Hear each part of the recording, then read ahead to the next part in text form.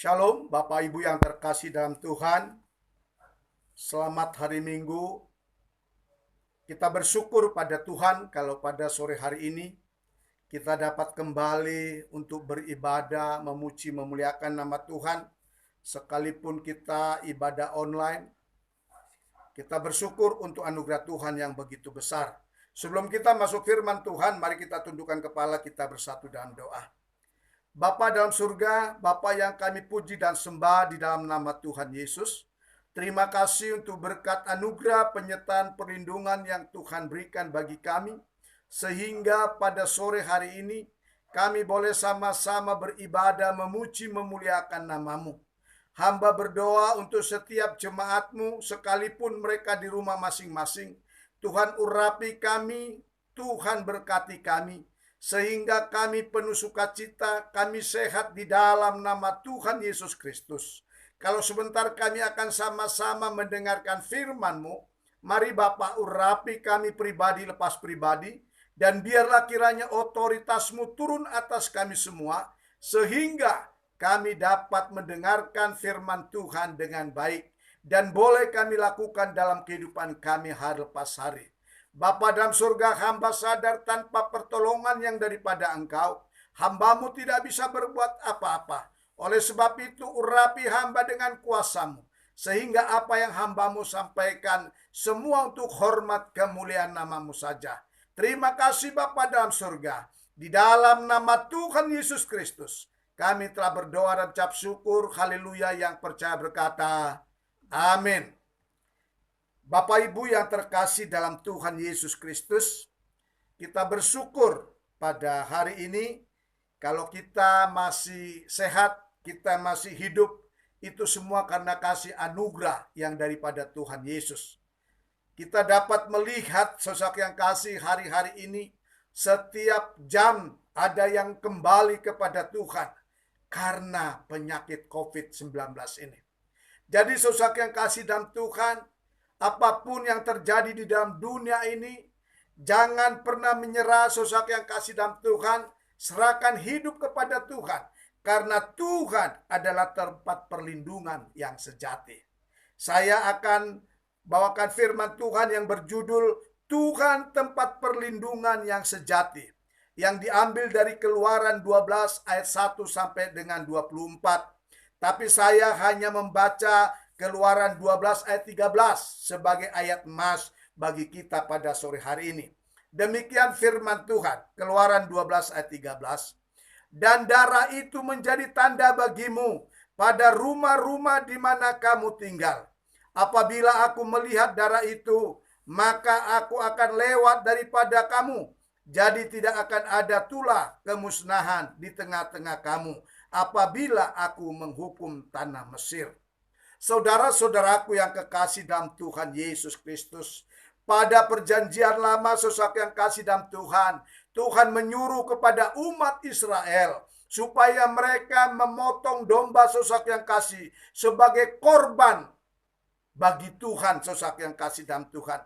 Di mana sosok yang kasih dalam Tuhan, darah korban itu harus dibikin di atas pintu. Dan ketika Allah lewat dan melihat darah itu, maka Allah akan lewat daripada kamu. Jadi tidak akan ada tulah kemusnahan di tengah-tengah kamu. Saudara-saudaraku yang kekasih dalam Tuhan Yesus Kristus, semua orang yang ada di dunia ini membutuhkan perlindungan dalam hidupnya. Baik itu perlindungan dari segala mara bahaya, dari segala sakit penyakit, dan juga maut yang setiap saat bisa mengancam hidup manusia. Sosok yang kasih dalam Tuhan, tidak banyak kita lihat sosok yang kasih dalam Tuhan.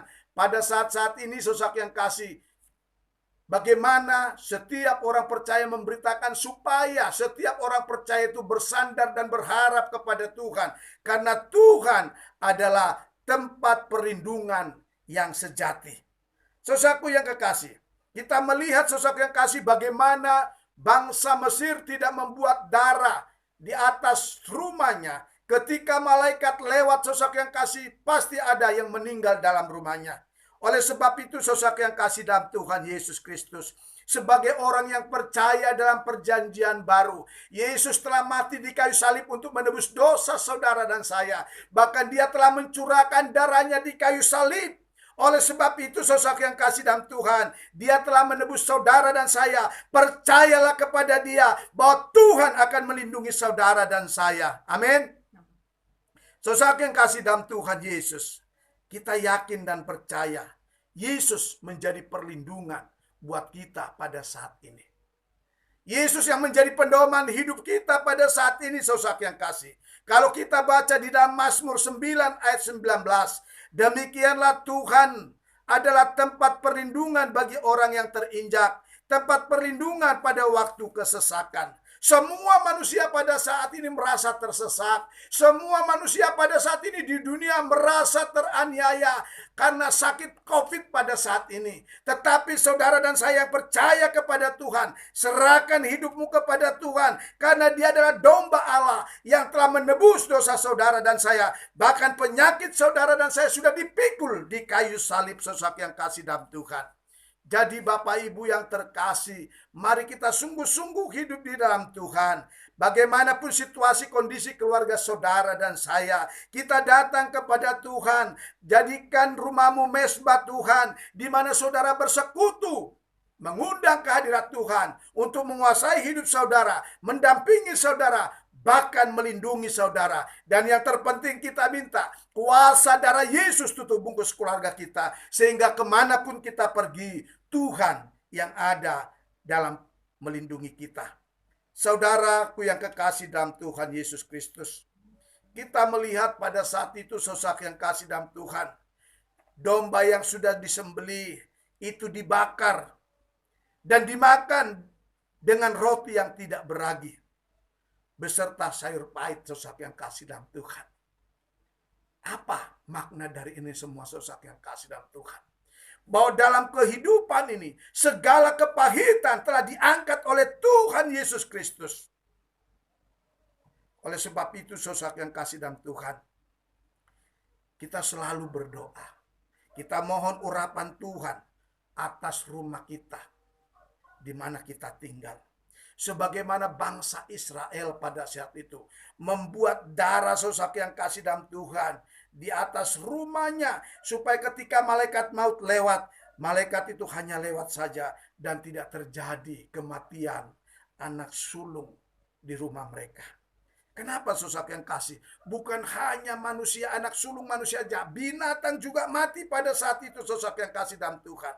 Jadi saudaraku, mari kita senantiasa berharap bersandar kepada Tuhan Yesus. Yesus Kristus adalah anak domba Allah yang menyerahkan jiwa raganya, bahkan mati di kayu salib untuk menebus saudara dan saya. Bukan itu saja, dia selalu berulang-ulang katakan kepada umatnya, marilah kepada aku yang letih lesu dan beban berat, aku akan memberikan kelegaan bagimu. Artinya hanya dia perlindungan yang sejati buat saudara dan saya. Oleh sebab itu bawalah hidupmu, bawalah keluargamu kepada Tuhan, supaya Tuhan melindungi engkau. Kita baca dalam Yesaya 31 ayat 15. Seperti burung yang berkepak-kepak melindungi sarangnya, demikianlah Tuhan semesta alam akan melindungi Yerusalem. Ya, melindungi dan menyelamatkannya, memeliharanya dan menjauhkan celaka. Hanya Tuhan Yesus saja satu-satunya perlindungan kita, bukan yang lain, saudara yang kasih. Mari saudara yang kasih, kita datang kepada naungan sayap Tuhan Yesus, supaya Tuhan melindungi kita, menjauhkan kita dari mara bahaya, karena Yesus adalah penolong yang sejati.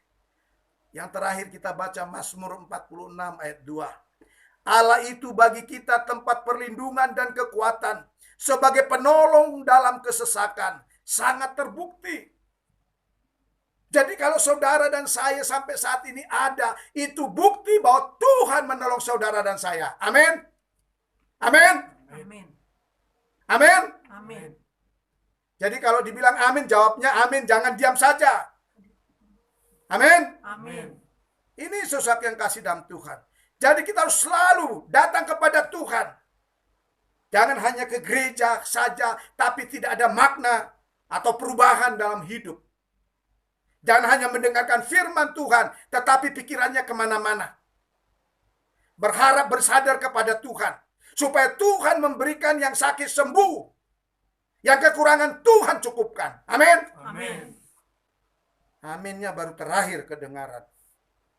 Jadi ketika ditanya amin, amin jawabnya. Amin. Amin. Jadi sosok yang kasih dalam Tuhan, mari kita berserah diri kepada Tuhan, karena Tuhan adalah tempat perlindungan yang sejati. Jangan takut, apapun yang terjadi di dunia ini, kita dilindungi oleh Tuhan, karena kita sudah menerima Dia sebagai Tuhan dan Juru Selamat kita secara pribadi. Demikian firman Tuhan yang dapat saya sampaikan. Kiranya Tuhan Yesus memberkati kita semua. Mari kita berdoa. Bapa dalam surga, kami bersyukur padamu, karena firman-Mu mengajarkan kepada kami bahwa Engkaulah Tuhan, tempat perlindungan yang sejati bagi kami yang percaya kepadamu. Bapak, sekalipun masalah demi masalah ada di muka bumi ini, memang Tuhan itu sudah Tuhan firmankan bahwa masalah akan datang menghampiri kami. Tetapi satu hal, kami yakin dan percaya Tuhan memberikan kekuatan bagi kami semua, karena Tuhan tempat perlindungan yang sejati bagi kami. Terima kasih Bapa dalam surga. Berkati setiap umat-Mu yang mendengarkan firman Tuhan pada sore hari ini. Biarlah kiranya Roh Kudus memimpin kami, menuntun kami, membuka hati pikiran kami, supaya kami hidup sesuai dengan kehendak-Mu dan berharap bersandar kepada Engkau saja Bapa. Terima kasih Bapa dalam surga, terima kasih. Berkati hamba-hamba Tuhan Gereja Jemaat Kristus Indonesia Immanuel, dimanapun mereka berada. Tuhan memberkati, melindungi. Tuhan mencukupkan setiap kehidupan jemaat-Mu Tuhan. Yang sakit Kau jamah dengan kuasa-Mu sembuhkan. Yang lemah Tuhan kuatkan. Yang kekurangan Tuhan cukupkan.